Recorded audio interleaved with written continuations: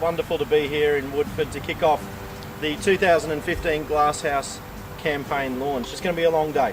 We're going to start here in Woodford, we head down to Caboolture, we're back to Glasshouse Mountains, up to Montville, and we finish up in Palmwoods late this afternoon. So it's hard to believe 3 years ago, standing out there on a soapbox, launching our 2012 campaign. And it was a wonderful campaign where we made a lot of commitments, and nearly all of which we've either delivered or are on track to be delivered. If I can just refresh your memory, some of the things we said we'd do was to increase frontline services, and we've done that. And contrary, and it's a good point to pause on, contrary to what you hear from Labor,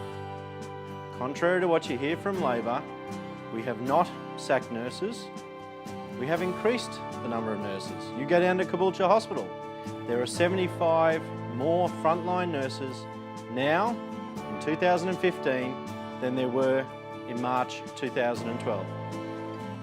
We put more police officers around in the beat. For me, that's more police officers in Woodford, more in Maleny, more in Palmwoods, and I know there's more in Beerwah as well, in the electorate of Caloundra. We've funded schools, increased funding. In fact, more than $2 million worth of increased funding for numeracy and literacy. And we've not told the principals how they have to spend the money, we've actually let the principals work out how best to do that in conjunction with their teachers and their communities.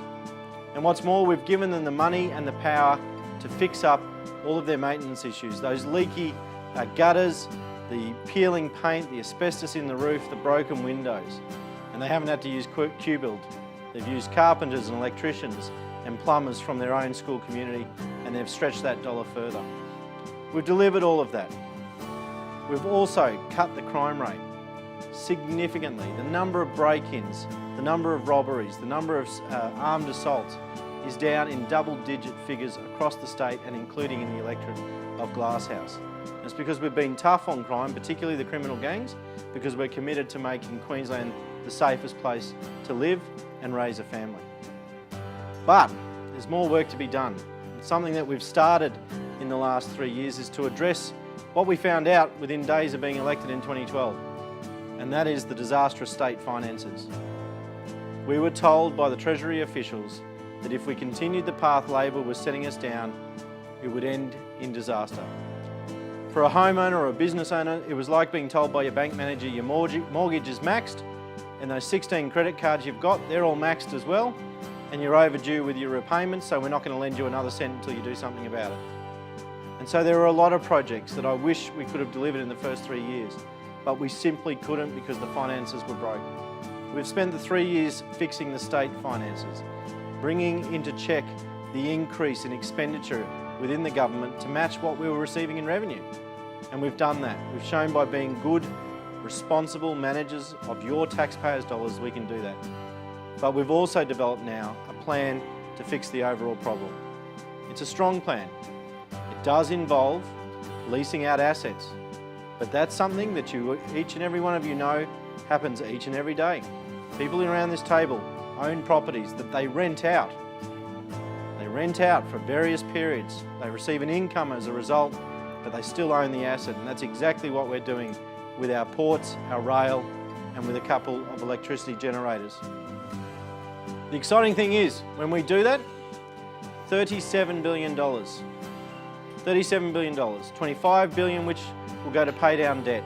8.6 will go into infrastructure, key economic infrastructure, and I'm so pleased that the biggest announcement we've made to date in regards to that is $532 million to get our rail duplication back on track, from Beerburrum to Landsborough. And it's not in the never never, it starts this year.